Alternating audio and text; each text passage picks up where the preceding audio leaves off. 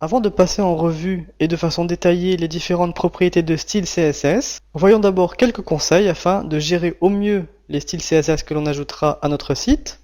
Tout d'abord, la documentation officielle de Dreamweaver nous recommande d'utiliser plutôt le panneau de style CSS plutôt que celui des propriétés afin d'ajouter des styles à un document. Cette palette est beaucoup plus complète et comme on l'a vu, la balise style fait référence au style que l'on a inclus dans le document.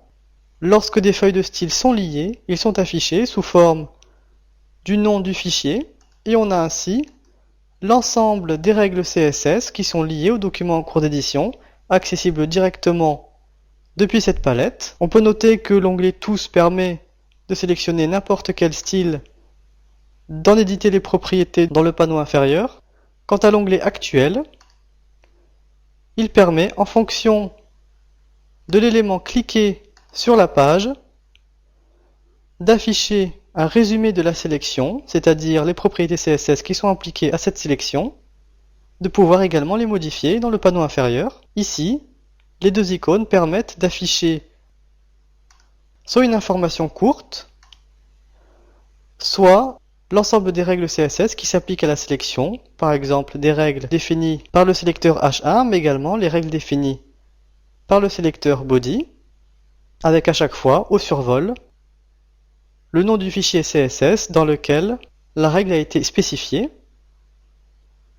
On peut ainsi avoir, de façon très précise, les règles CSS qui influent sur la sélection.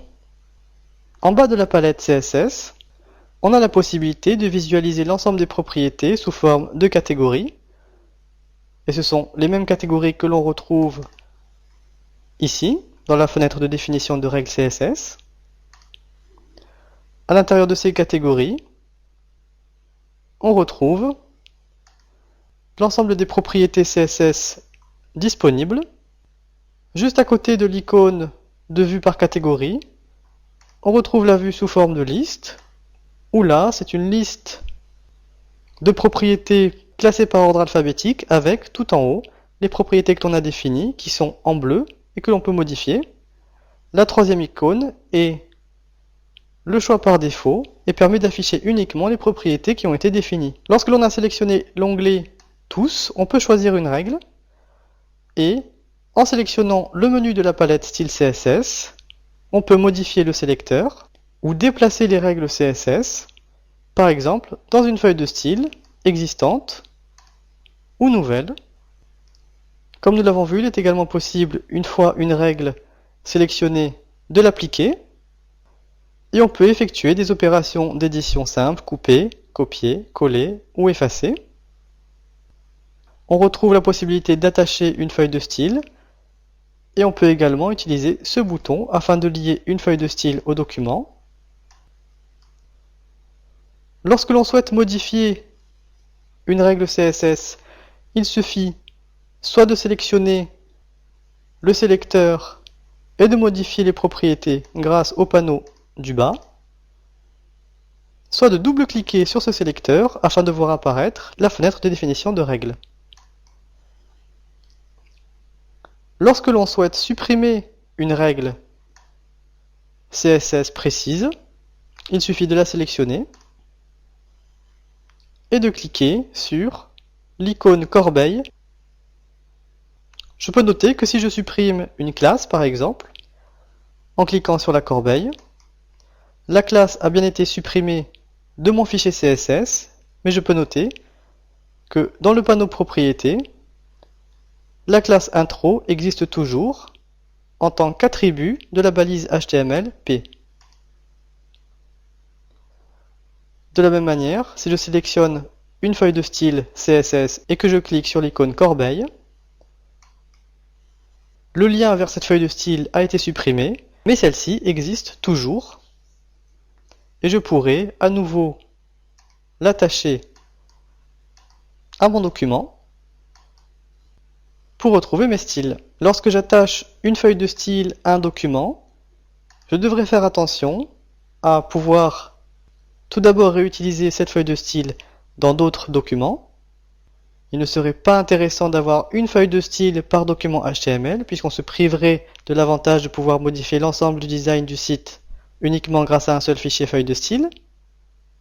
Il est bien entendu possible d'attacher plusieurs feuilles de style au même document. Par exemple ici, la feuille de style css-01.css est attachée à ce document, mais également à celui-ci. Le document que j'étais en train d'éditer a en plus la feuille de style css-03.css qui lui est liée.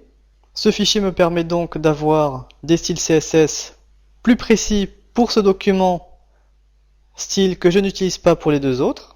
Son utilisation est donc tout à fait justifiée. Par contre, attention à ne pas créer autant de fichiers style CSS que de documents HTML et de bien placer l'ensemble des styles communs aux différents documents dans un seul fichier CSS afin que le jour où le design du site devra être modifié, eh bien la modification s'effectue grâce à un seul fichier de feuille de style. Attention également aux chemins qui mènent vers les fichiers feuilles de style liés. On les retrouve ici dans le document.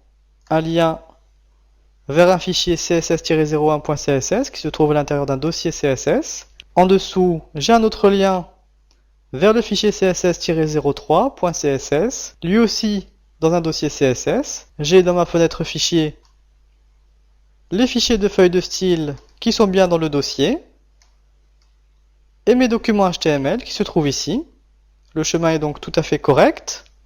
Par contre, attention de ne pas déplacer ces fichiers feuilles de style hors de la fenêtre fichier de Dreamweaver et de ne pas non plus les renommer hors de cette fenêtre fichier. Pourquoi? Eh bien, si je fais ces opérations d'édition et de déplacement à l'intérieur de cette fenêtre fichier, Dreamweaver mettra à jour ces liens, mais si je les fais ailleurs que dans cette fenêtre fichier, par exemple dans le navigateur de fichiers de mon système d'exploitation, les liens ne seront pas mis à jour par Dreamweaver et ils seront brisés. Lorsque pour un site internet, par exemple celui de Tutorum, et je vais pour la démonstration sélectionner un outil qui va me permettre de désactiver tous les styles CSS. Les liens vers les feuilles de style sont brisés et on voit de quelle manière le site est affiché lorsque les styles CSS ne sont plus appliqués.